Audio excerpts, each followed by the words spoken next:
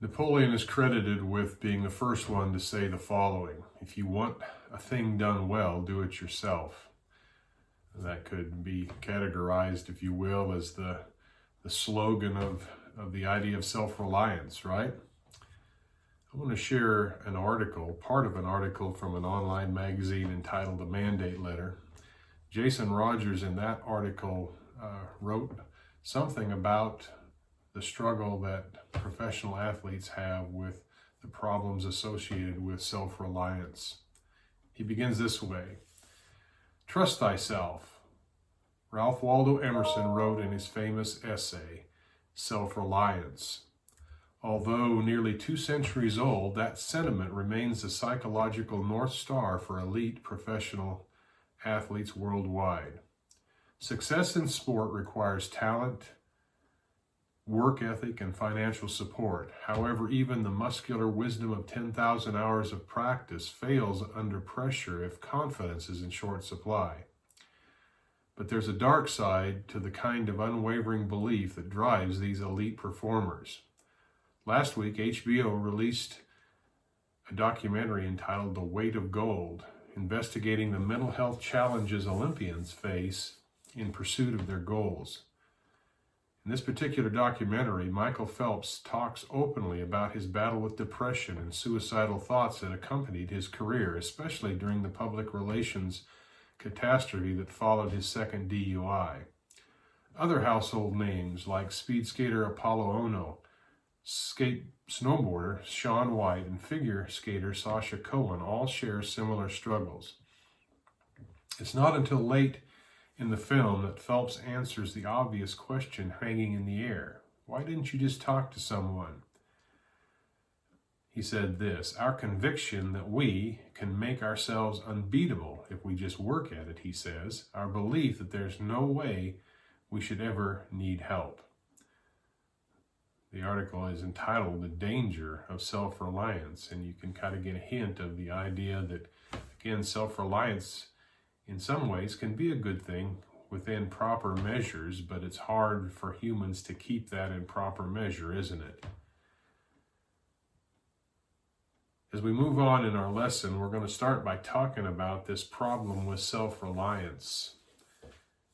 And we note in the Gospel of Mark that the disciples of Jesus, his own chosen 12, struggled with the problem of self-reliance. We're going to look at how that played out in that gospel. Mark, the gospel writer, records that Jesus granted the 12 chosen disciples the power to cast out demons as part of their training. Jesus granted them this great miraculous abilities. We read in places like Mark chapter 3, verses 13 through 15. This would be the first reference to the sharing of the power or authority over demons. Mark 3, verses 13 through 15 reads this way. Speaking of Jesus, it says, "He went up on the mountain and summoned those whom he himself wanted, and they came to him. He appointed the 12 so that they would be with him, that he could send them out to preach and to have authority or to cast out demons." And then a little bit later in the same gospel, Mark 6, verses 7 and 13. Verse 7 says, "And he summoned the 12 and began to send them out in pairs and gave them authority over unclean spirits. And they were casting out demons and were anointing the oil with many sick people. And were anointing with oil many sick people and healing them." So they were doing exactly what Jesus had taught and empowered them to do. And perhaps you can put yourselves in their own sandals, and what a heady experience that must have been. They'd seen Jesus do his own miracles, and to have this power granted to them had to be exhilarating, and to go out and help people in the way they were able to do that. And one of the other gospel writers speaks of the disciples returning to Jesus after a preaching trip, and they were reporting to him the great things that they had done. So again, pretty big stuff. Sometime later in the same gospel, this Gospel of Mark, Jesus takes Peter, James, and John with him to experience the transfiguration. That's in Mark chapter 9, verses 2 through 8. But shortly after that, on their return, of Jesus and Peter, James, and John to the rest of the disciples, they find them in a dispute over their inability to cast an unclean spirit out of an individual. Read and follow along with me, or read in your own Bibles as I record here the Mark's account of this story. This will be in Mark chapter 9. We'll read verses 14 through 29. Notice what happens here. Mark 9, starting in verse 14. It says, "And when they came back to the disciples, they saw a large crowd around them and some scribes arguing with them. Immediately, when the entire crowd saw him," or Jesus, "they were amazed and began running up to greet him. And he asked them, 'What are you discussing with them?'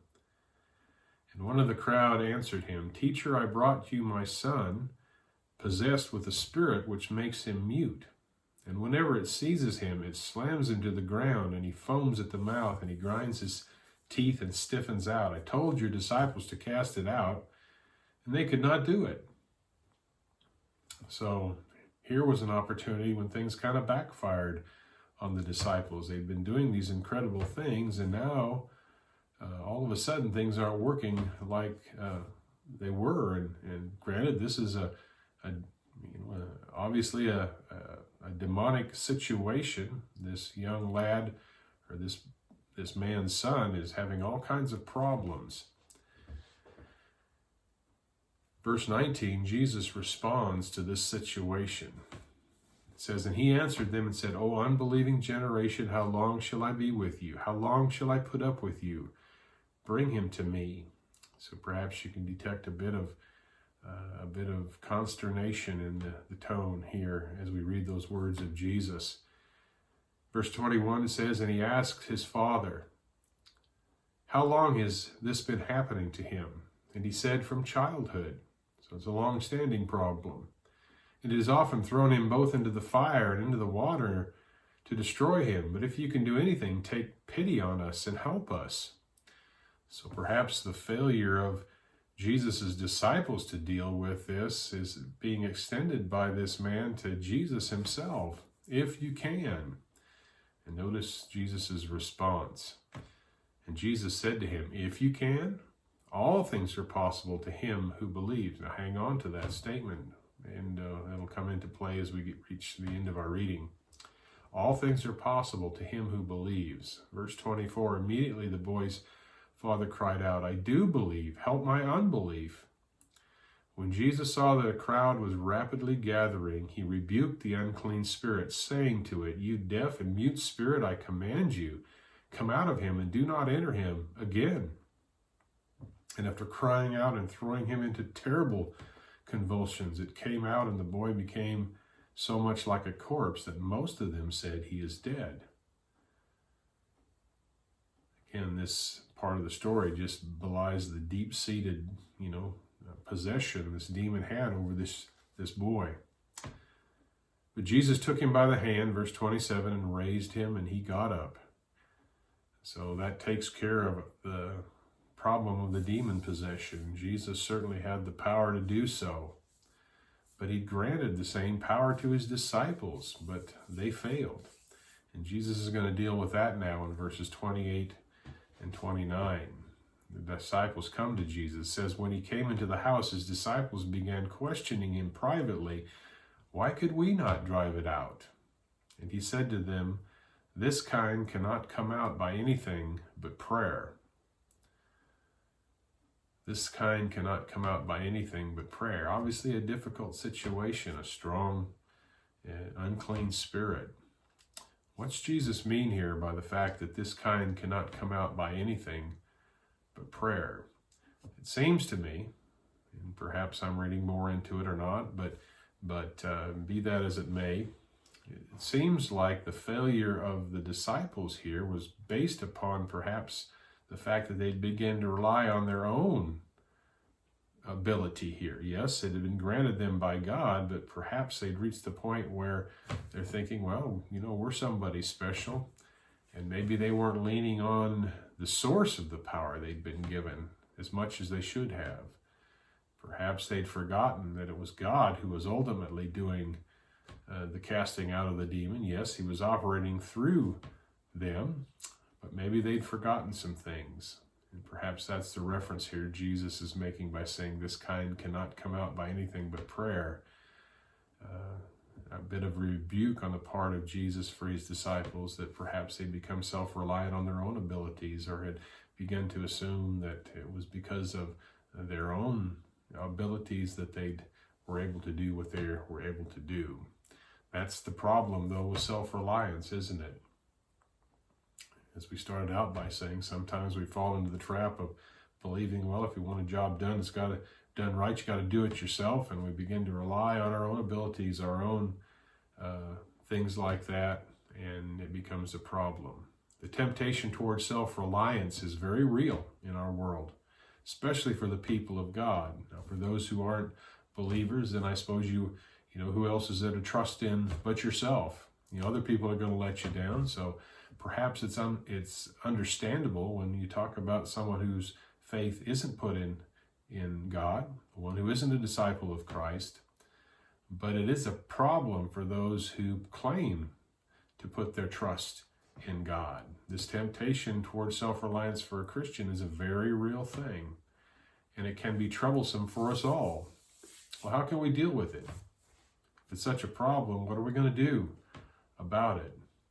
In our series of lessons that we're in the middle of right now, we're talking about some of the value that can be found in suffering. And for our purposes today, we're going to affirm that suffering is one thing that can help us in our battle against self-reliance. Suffering can make us more dependent on God. It's those times in life when, you know, we're at the end of our own rope, as we say, when we run out of our own resources and abilities that we're faced with a choice, whether we're going to rely on God or not. And suffering are those times when we consider those kind of things. Let's look at some examples of this lesson that Paul learned in his own life. Saul of Tarsus obviously was a very proud individual, and he has had some great reasons to be proud. Read places like Philippians chapter 3, where he talks about all the things that he put faith in the earlier part of his life, his heritage, you know, his teaching, you know, his roots in Judaism and all of that. Saul of Tarsus had a pretty impressive resume. He was rising in the ranks of the Jewish leadership, the Pharisees. He was on the fast track to a leadership position himself, wreaking havoc in the church and persecuting the disciples of Jesus. I would affirm that Saul of Tarsus was a very self-reliant man. He took matters into his own hands and dealt with things. That's Saul of Tarsus. But as Paul the Apostle, he had to learn some things about the problems that come with self-reliance. And we find instances of that here in books like 2 Corinthians in the New Testament. Let me begin with at least 3 references. We'll look at a couple more after that. But notice as we look at 2 Corinthians, first of all, chapter 1, verses 8 through 10.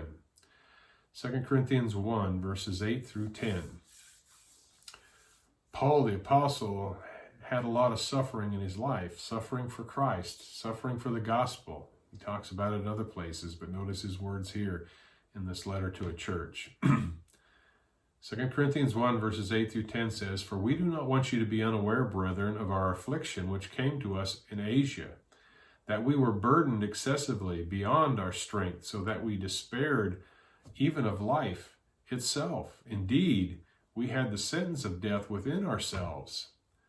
Those are words of struggle. Paul was at a point where he didn't know where he was going to turn. I mean, he knew where he needed to turn, obviously, and that was to God, and that's part of what he says here. But Paul knew something about suffering, and he's speaking about a very dire point in his life here. He said, we had the sentence of death within ourselves, but he goes on to give a reason for that. He says, so that we would not trust in ourselves. This suffering in Paul's life, he said, motivated him to realize, you know what, I really have nothing in my own self to trust in. But in God, he goes on to say, so that we would not trust in ourselves, but in God, who raises the dead, who delivered us from so great a peril of death, and will deliver us, he on whom we have set our hope, and he will yet deliver us. So one thread of hope that Paul hung on to in those times when things looked bleak in his own life, when he was suffering tremendously for the cause, he knew that he could put his trust in God and that God would deliver him.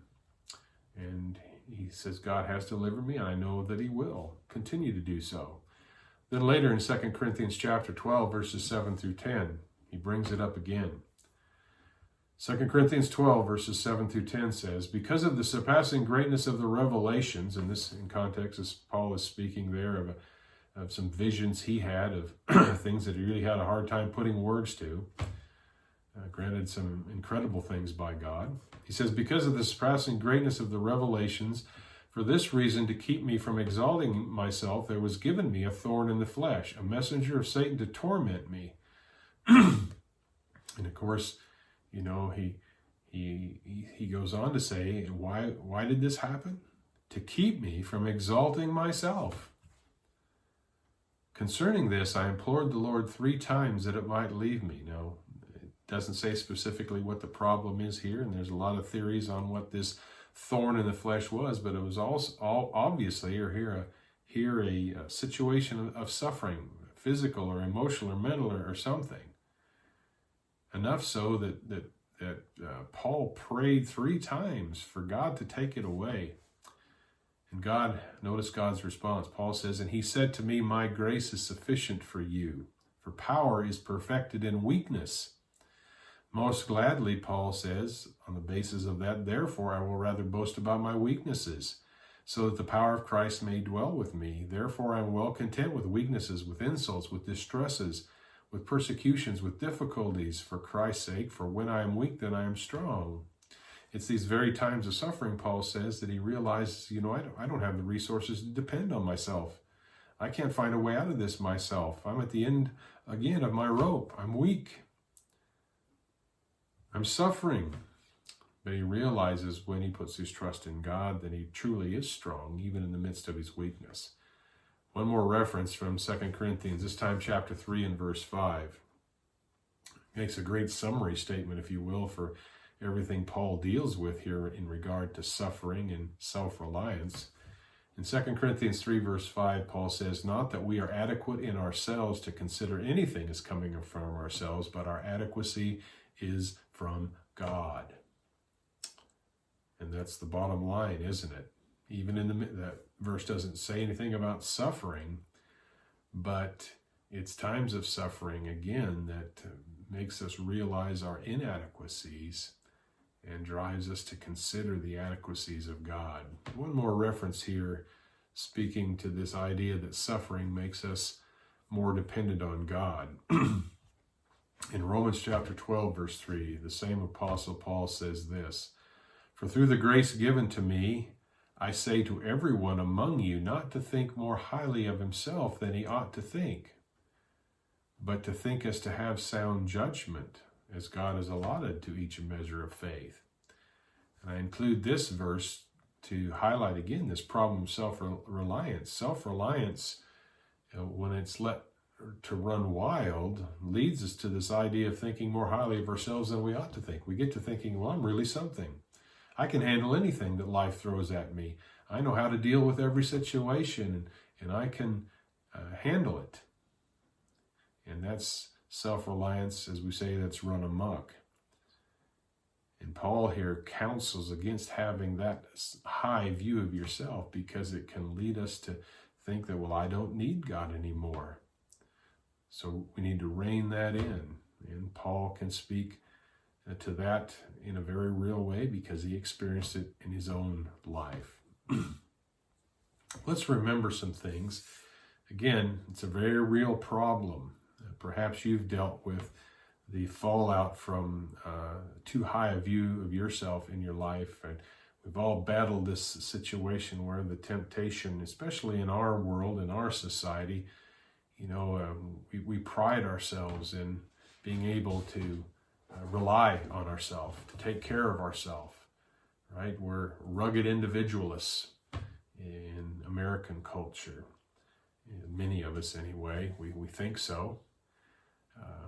But there's some things to remember as we battle that. It's tough. Again, who's going to take care of us if we don't take care of ourselves? Well, the Lord has promised to do that. Let me remind me of some things that may help as we seek to fight off this temptation to be self-reliant. And perhaps it'll help us in those times when we're suffering. It's times of suffering when we begin to sense our own limitations, our own lack of resources, our own inability to deal with life. And for a self-reliant person, that can be a stressful time. How do we deal with that? Well, let me remind us of at least three things. First of all, and these are all going to be from the Psalms. Many of the Psalms were written by people who had reached, again, the end of their own rope, their own self-reliance, and they're crying out to God, and God responds in some ways. First of all, I would remind us all that the Lord won't forsake those who trust in Him. Self-reliance should be replaced with God-reliance for the believer anyway. The Lord won't forsake those who trust in Him. We read that in places like Psalm 9, verses 9 and 10. Psalm 9, 9 and 10 says this, "The Lord also will be a stronghold for the oppressed, a stronghold in times of trouble. And those who know your name," he's speaking to God, "will put their trust in you. For you, O Lord, have not forsaken those who seek you." See, it's the very times of suffering that cause us to realize our own inadequacies or the inadequacies of others in whom we have put our trust. It's those dark times that tend to isolate us and help us to see that we are in a mess. We need someone greater, and that's God. And this psalmist here is writing about that. We need to put our trust in God because, as the psalmist says here in verse 10, "For you, O Lord, have not forsaken those who trust in you." God won't let us down in those times, perhaps when we've let ourselves down, or others around us, our friends or family have let us down in our time of greatest need, in our time of suffering. Remember, the Lord won't forsake those who trust in Him. Secondly, remember that God has a long track record of delivering those who trust in Him. God has a long track record of delivering those who trust in Him. Psalm 22, verses 1 through 5 reads this way. Psalm 22, 1 through 5. These opening words of the song will be familiar to you. I believe it was last week we spoke of Jesus' own suffering on the cross and His cry to God about being forsaken. But Psalm 22, starting in verse 1, says, my God, why have you forsaken me?" This is the psalmist pouring his heart out to God. "Far from my deliverance are my words of my groaning, O my God. I cry by day, but you do not answer, and by night I have no rest." So he's at a point in his struggle, in his suffering, to think he's all alone, and he's starting to be tempted to think, well, God has forsaken me. But in the midst of that hurt, he affirms what he needs to remember. He goes on to say this, "Yet, even when I'm feeling this way, yet you are holy. O you who are enthroned upon the praises of Israel. In you our fathers trusted. They trusted, and you delivered them. To you they cried out, and they were delivered. In you they trusted and were not disappointed." So what's the psalmist doing in the midst of his hurt? Even when he was struggling to see God's deliverance, he's remembering back to all the times in the past when his fathers, his predecessors were delivered by God when they put their trust in Him. And this psalmist who's hurting is crying out in that same way. It helps him think of it and helps him remember. In the midst of the suffering, God never has deserted those who have put their trust in Him, and I can trust in that same thing. So God has a long track record of delivering those who trust in Him. He's never let anyone down who's put their trust in Him. That didn't mean things always went well for them. There were still struggles in life, but you can see an end to that. You can see toward God working that out. Then finally, thirdly, trusting in the Lord helps to fight the fear that comes with suffering. See, it's those suffering times in life when we begin to realize, again, our own lack of resources, our own inadequacies, our own inabilities. We may have been very self-reliant, but suffering can strip that away. And when that happens, we start to feel that fear in our hearts, right? Well, who's going to take care of me now? How am I going to get through this? What am I going to do? Well, trusting in the Lord helps to fight that kind of fear, the fear that comes with suffering. Psalm 56, verses 1 through 11, a little bit longer section, but it all fits together here and makes a strong point. Psalm 56, 1 through 11. The psalmist says, "Be gracious to me, O God, for man has trampled upon me. Fighting all day long, he oppresses me. My foes have trampled on me all day long, for they are many who fight proudly against me." Those are words of struggle. He's being oppressed. His foes are trampling on him. He's hurting. What does he do in those situations? Those situations breed fear. And he goes on to say here, "When I am afraid, I will put my trust in you, in God, whose word I praise. In God I have put my trust. I shall not be afraid." Notice what this trust in God, how it helps to allay the fears of this suffering one. He starts to reason. He says, "What can mere man do to me? All day long they distort my words. All their thoughts are against me for evil. They attack, they lurk, they watch my steps. As anger put down the peoples, or as they have waited to take my life because of wickedness." Yes, there are some things man can do, ways that man can afflict us and make us suffer. But yet ultimately, what can mere man do to us when we trust in God? Because he goes on to say, "Because of wickedness, O God, cast them forth. In anger, put down the peoples, O God. You have taken account of my wanderings. Put my tears in your bottle. Are they not in your book? Then my enemies will turn back in the day when I call. This I know, that God is for me." Hang on to that phrase. "This I know, that God is for me. In God, whose word I praise. In the Lord, whose word I praise. In God I have put my trust. I shall not be afraid. What can man do to me?" Just rapid fire short sentences there by this psalmist. And maybe, again, he's just got to rehearse that in the midst of his suffering. Say it again, say it in different ways. Just a reminder that as rough as things get externally and internally, as far as suffering goes, he can affirm these things about God, and it helps the fear factor that comes when we hurt. Let me read them again right near the end there. "Put my tears in your bottle. Are they not in your book? Then my enemies will turn back in the day when I call." And here's the way he calls. "This I know, that God is for me. In God, whose word I praise. In the Lord, whose word I praise. In God I have put my trust. I shall not be afraid.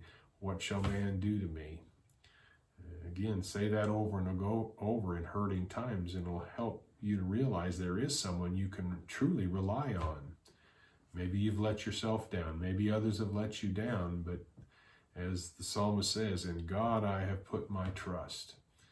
And in those difficult times of life when we're hurting in very, very real ways, it may be outside persecution, it may be internal health problems that lead us to the point of desperation and fear. But remember, we put our trust in God. God can carry us through the pain. God can carry us through the hurt. It may not end in this life, but yet we have hope in God beyond this life.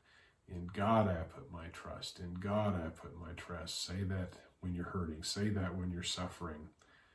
What can man do to me? And that gives you a different perspective. It gives me a different perspective in the times when life gets rough.